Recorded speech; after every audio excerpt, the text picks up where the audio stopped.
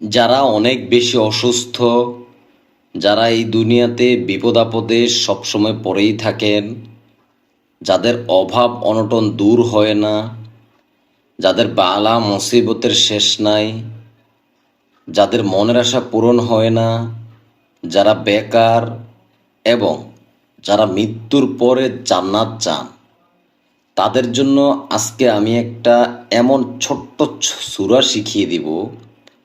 এই সূরাটা আপনিও পারেন, কিন্তু কখন আমল করবেন, আমল করলে কি কি সওয়াব হবে, কি কি ফজিলত আপনি পাবেন, এইটা আপনি জানেন না। সকল ফজিলতের কথা আমি আপনাকে আজকে জানিয়ে দিব এবং শেষে এমন একটা আমল শিখিয়ে দিব। ওই দিন অর্থাৎ কেয়ামতের দিন আল্লাহ তাআলার আরশের নিচে ছায়া যদি পেতে চান, এই আমলগুলো করবেন। তো যেই সূরাটার কথা আমি বলতেছি, সেই সূরাটা আপনিও জানেন, সূরা ফাতিহার কথা বলতেছি। এই সূরা ফাতিহার 10টা ফজিলতের কথা আমি আজকে আপনাকে শোনাবো, যেগুলা আপনি কখনো শোনেন নাই অথবা আপনার জানা ছিল না। 1 নম্বরে, সূরা ফাতিহাকে উম্মুল কোরআন বা কোরআনের মা বলা হয়। এর ফজিলত অফুরন্ত। পবিত্র অবস্থায় এই সূরা যদি আপনি পড়ে যে কোনো রোগীকে ফু দেন, ইনশাআল্লাহ তার যে কোনো রোগ ভালো হয়ে যাবে। সে রোগারোগ্য থেকে অবশ্যই রোগ্যতা দান করবেন, তবে অজু অবস্থায় ফু দিতে হবে। 2 নম্বরে, সূরা ফাতিহা লিখে আপনি যদি আপনার ঘরের দরজায় ঝুলিয়ে রাখেন, সেই ঘরে কোনোদিন আর বিপদ আপদ আসবে না। সুবহানাল্লাহ। 3 নম্বরে, ঘুমানোর পূর্বে এই সূরা পাঠ করলে মৃত্যু ব্যতীত আর কোনো বিপদে পতিত হবে না। আমি আপনাকে বাকি ফজিলতগুলো শোনানোর আগে বিশেষ করে হাতে ধরে অনুরোধ করে বলবো, আপনি তো এই সূরাটা সবসময় আমল করবেনই।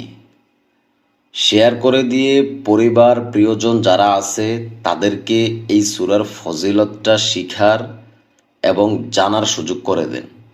আপনার কারণে তারা যদি আমল করে, সেইটার সওয়াব কিয়ামত পর্যন্ত আপনার আমলনামায় উঠতে থাকবে। 4 নম্বরে, এই সূরা বিসমিল্লাহর সাথে মিলিয়ে পাঠ করে প্লেগ ও কলেরা রোগীর শরীরে ফু দিলে আশ্চর্যরূপে আরোগ্য হয়। একটু মনোযোগ সহকারে শুনেন, দেখেন প্রত্যেকটা ফজিলত খুবই গুরুত্বপূর্ণ আমাদের এই জীবনের জন্য। 5 নম্বরে, এই সূরা প্রত্যহ শেষ রাতে 51 বার পড়লে সংসার উন্নতির দিকে অগ্রসর হবে এবং সকল কাজ সহজসাধ্য হবে।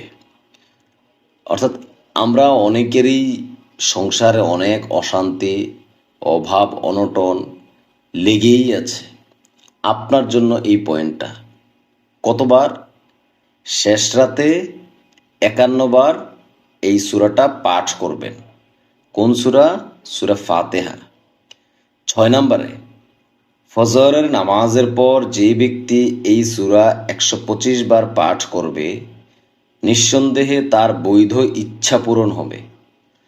আপনার মনের আশা পূরণের জন্য ফজরের পরে 125 বার পড়বেন। 7 নম্বরে, কোনো কারারুদ্ধ ব্যক্তি যদি 121 বার পরে হাতকড়া ও পায়ের ভেড়ির উপর ফু দেয়, তাহলে শীঘ্রই তার মুক্তির ব্যবস্থা হবে।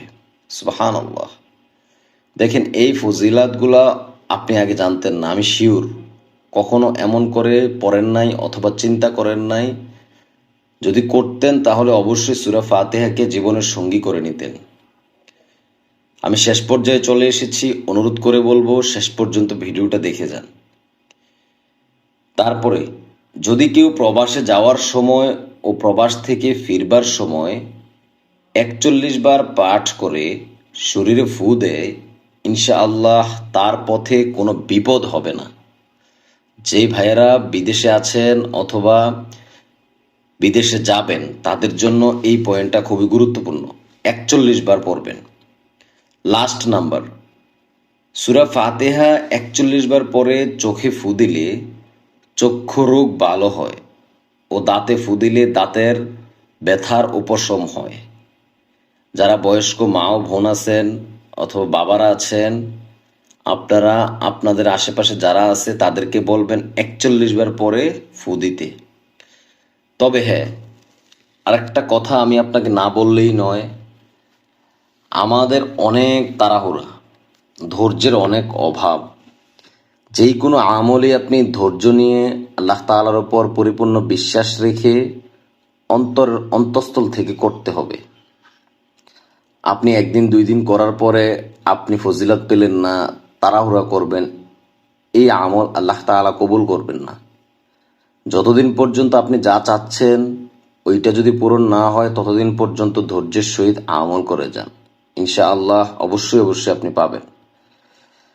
শেষে আল্লাহ তাআলার আরশের নিচে ছায়া পাওয়ার জন্য যে আমলগুলা, সেই আমলগুলা অথবা কারা কারা পাবেন এগুলো আমি একটু শিখিয়ে দিই, মিলিয়ে নেন নিজের জীবনের সাথে।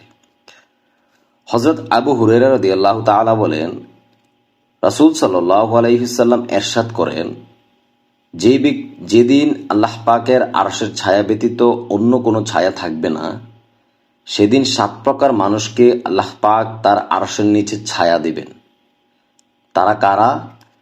1 নম্বরে ন্যায় বিচারক, 2 নম্বরে ওই যুবক যে তার যৌবনকে আল্লাহর ইবাদতে অতিবাহিত করেছে।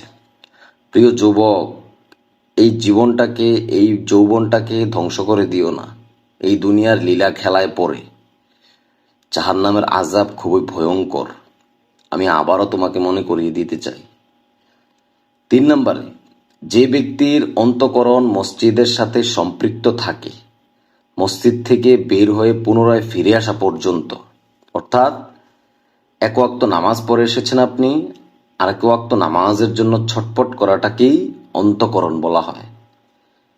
4 নম্বরে আর এমন 2 জন ব্যক্তি যারা একমাত্র আল্লাহ পাকের জন্য একজন অপরজনকে মহব্বত করে, ফলে এজন্যই তারা উভয়ই একত্রিত হয় এবং এজন্যই পৃথক হয়। 5 নম্বরে ওই ব্যক্তি যে নির্জনে একা একা আল্লাহর জিকির করে অতঃপর আল্লাহর ভয়ে 2 চোখ দিয়ে পানি ছেড়ে দেয়। একটু চিন্তা করেন এইগুলা আপনার মধ্যে আছে কিনা। যদি না থাকে এই আমলগুলো অনুসরণ করেন, যথেষ্ট হয়ে যাবে ইনশাআল্লাহ মৃত্যুর পরের জন্য এবং দুনিয়ার জন্য। 6 নাম্বার, যে ব্যক্তিকে কোনো রূপসী সুন্দরী ও বংশীয় মেয়ে ব্যভিচারে লিপ্ত হওয়ার জন্য আহ্বান করলে সে পরিষ্কারভাবে জবাব দেয়, নিশ্চয়ই আমি আল্লাহকে ভয় করি। লাস্ট 7 নাম্বার, 7 নাম্বারটা বলার আগে আপনার কাছে বিনীতভাবে অনুরোধ রাখবো, আপনি যদি এই চ্যানেলে নতুন হয়ে থাকেন চ্যানেলটি অবশ্যই সাবস্ক্রাইব করে সঙ্গে থাকবেন। আমরা এই চ্যানেলে অসংখ্য এরকম ছোট ছোট দোয়া এবং আমলের ভিডিও দিয়ে থাকি যা আপনার জীবনের জন্য গুরুত্বপূর্ণ। 7 নাম্বার, যে ব্যক্তি আল্লাহর রাস্তায় এমন গোপনীয়তা রক্ষা করে দান করে যে তার বাম হাতও জানতে পারে না সে ডান হাত দিয়ে কি দিয়েছে, অর্থাৎ গোপন দানের কথা বলা হয়েছে। বুখারী শরীফ, মুসলিম শরীফ, মেশকাত শরীফ 3টে হাদিস শরীফ থেকেই আমি এই আলোচনাটাকে আপনাকে শুনিয়েছি। আল্লাহ তাআলা আপনাকে আমল করার তৌফিক দান করুক। ধৈর্য ধরে ভিডিও দেখার জন্য আপনার কাছে আমি কৃতজ্ঞ। অবশ্যই আমল করবেন। আসসালামু আলাইকুম ওয়া রাহমাতুল্লাহি ওয়া বারাকাতুহু।